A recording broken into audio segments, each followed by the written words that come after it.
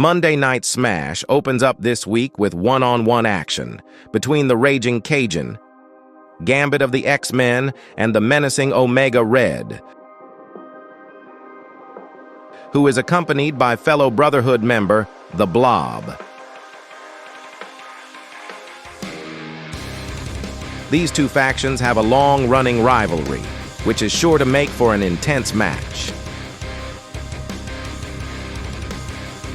After trading some blows, Omega Red goes on the offensive.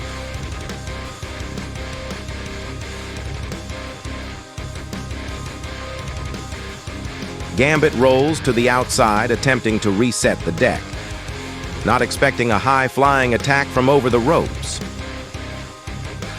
Omega Red stays in control inside the ring and applies his tentacle choke submission in an effort to finish the match. Gambit agonizes in this painful hold, but manages to break loose and begins to turn the tide.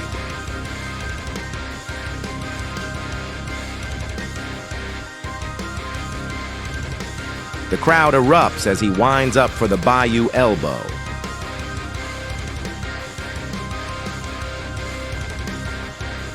And follows up with the Ace of Spades.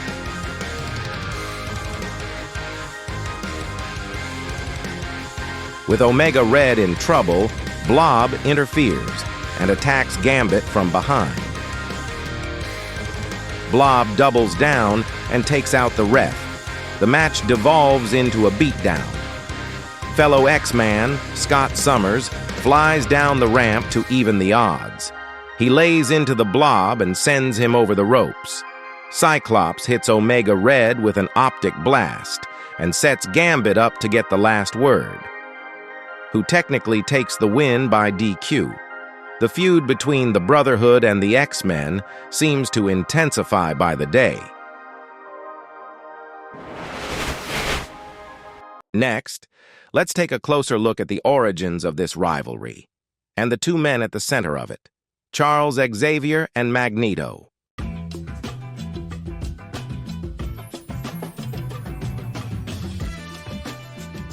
Professional wrestling was in Charles's blood, as he was a third-generation wrestler.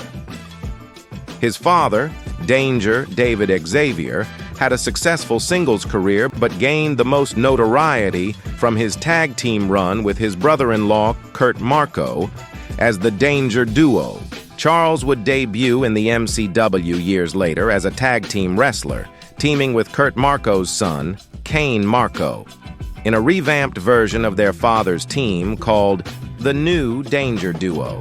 However, that tag team, as well as Kane's time in the MCW, would be short-lived. But Charles would continue on and thrive in singles competition. He was praised for his high wrestler IQ and ring intuition. The way he was able to predict his opponent's maneuvers, people would often joke that it was as if Charles could read their minds. His finisher, a submission he invented called the Cerebro Hold, made him one of the most fearsome technical wrestlers on the roster. Shortly into his solo run, a man entered the MCW who would have an everlasting impact on his career.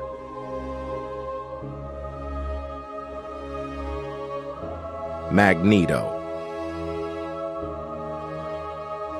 He debuted into MCW like a freight train and ran through the roster, disposing of them with his signature move, the gravity pull.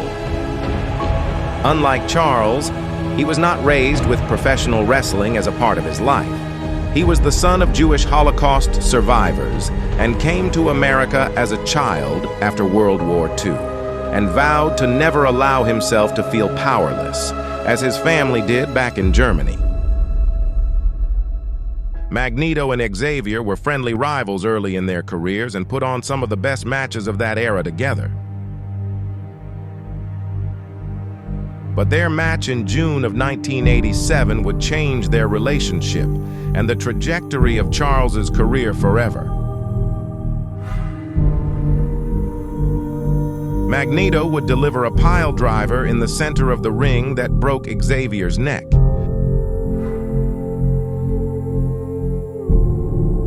He he was confined to a wheelchair for the next 6 months and told he would never be able to wrestle professionally again.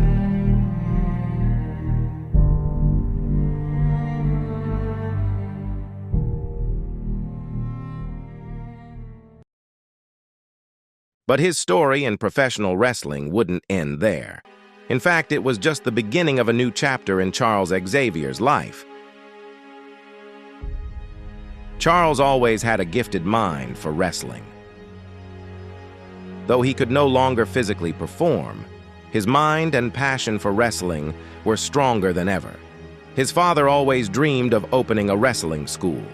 So in honor of him, he opened the Xavier School for gifted wrestlers and devoted his life to teaching the next generation the art of pro wrestling. It would become one of the most prestigious programs in the country. The amount of star talent shaped there was uncanny, including the likes of Bishop, Gambit, Guido the Strong Guy, Jubilee, Phoenix Jean Grey, and his star pupil, Scott Summers. Xavier believed that one's knowledge of wrestling was just as important as physical ability. This academic approach earned him the title of professor by the school's alumni, who all affectionately referred to themselves as X-Men.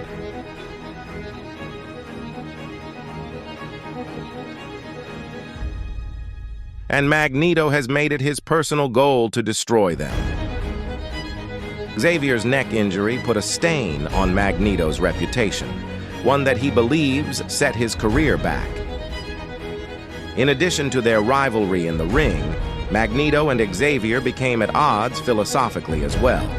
Magneto accused Charles of being too cozy and diplomatic with promoters, and he believed playing by the rules would only get you so far.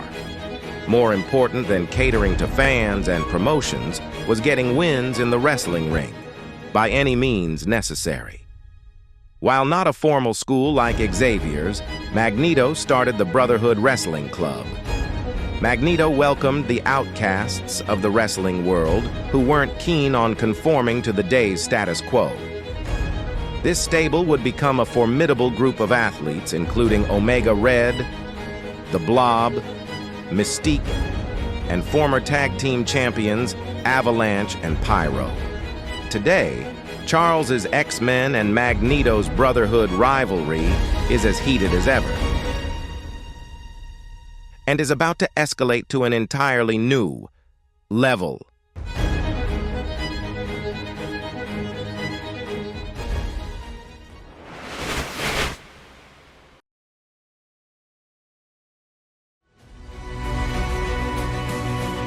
The main event for Monday Night Smash features Sergeant Nick Fury in action against MCW World Champion Victor Von Doom.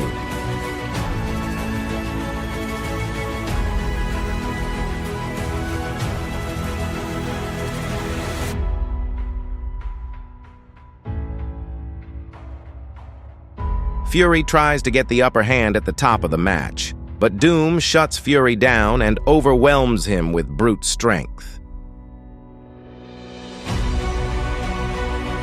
Fury springs back into action, landing a neckbreaker. He's got Doom on his back. But Doom makes him pay for his top rope attack.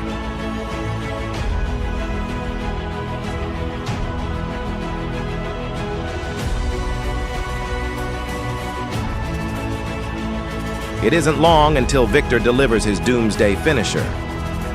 He covers Fury for the pin and claims his victory. Von Doom's dominant title reign and undefeated win streak continues.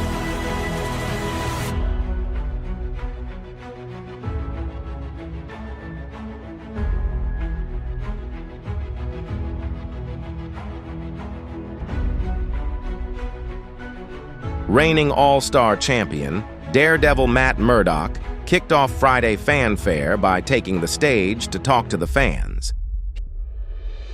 He reflects on the long journey he's been on to finally hold his title, and he intends to make it a great title run in honor of his late father, Jack Murdock, who competed in the MCW for years, but never held a championship himself.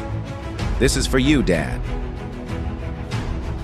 Just then, he is interrupted by the Kingpin Wilson Fisk.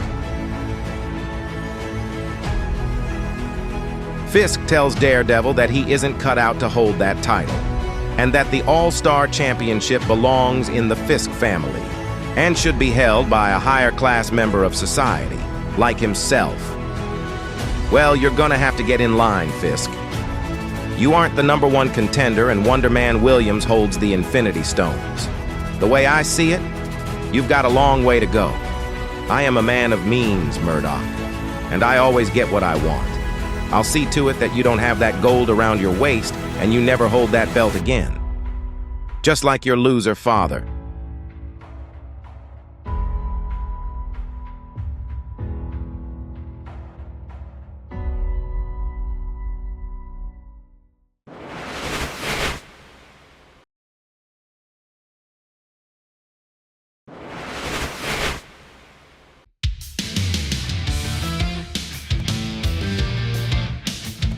Simon Wonder Man Williams. Before entering the MCW, Simon worked in Hollywood on the set of major motion pictures. While he tends to present himself as an A-list actor, he primarily worked as a stunt double on most of the projects he was a part of. But as far as he's concerned, nobody in the MCW looks as good on camera as he does. Even if his Hollywood status is questionable, his skills in the ring are undeniable. In fact, Wonder Man is the current holder of the Infinity Stones briefcase, meaning he can cash in and challenge for any title in the company, anytime he chooses. He likes to finish off his opponents with a springboard bulldog slam, followed by his trademark Wonder Kick.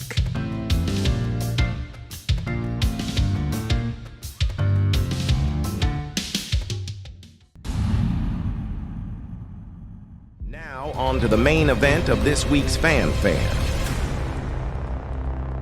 The Man Without Fear, Matt Murdock Daredevil and tag partner Elektra, the Assassin, make their way to the ring for a mixed-gender tag match.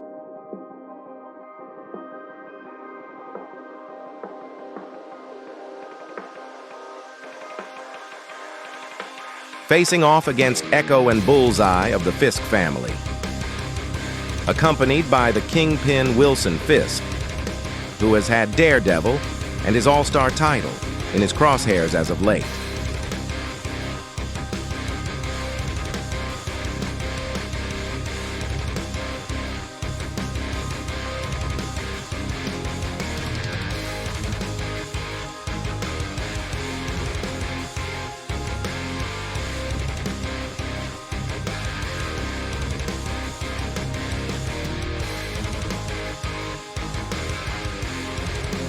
Echo opens the match with her trademark aggression and takes the fight to Elektra.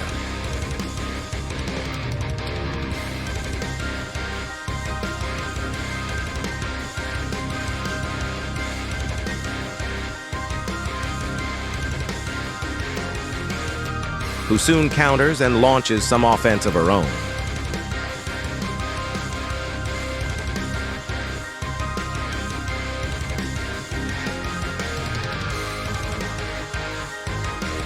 Before making the tag, and Daredevil and Bullseye go head-to-head. Daredevil puts his athleticism on display with a spinning head scissor.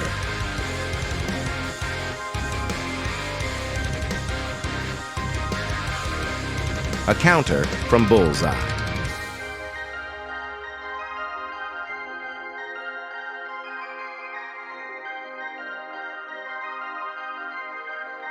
Which lands Daredevil trapped in the corner.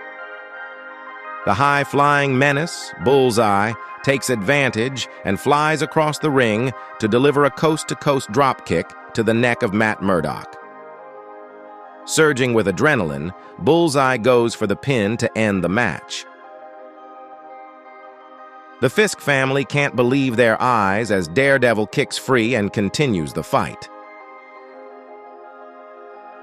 An Irish whip into the ropes sets him up to deliver a devastating DDT.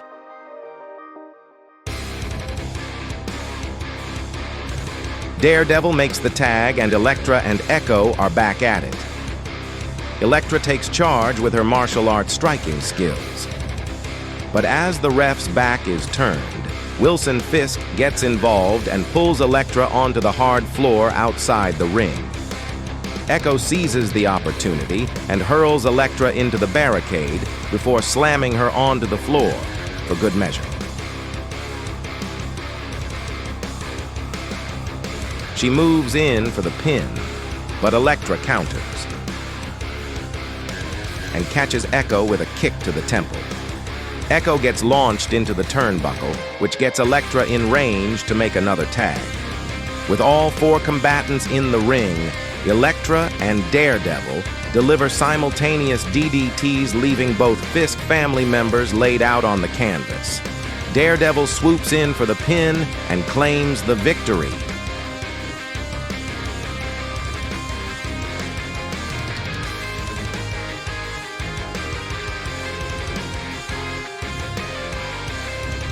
Backstage after the match, a furious Kingpin delivers a chilling message to Matt Murdock. Murdock, you are my new personal project. You will be left with nothing once I'm through with you.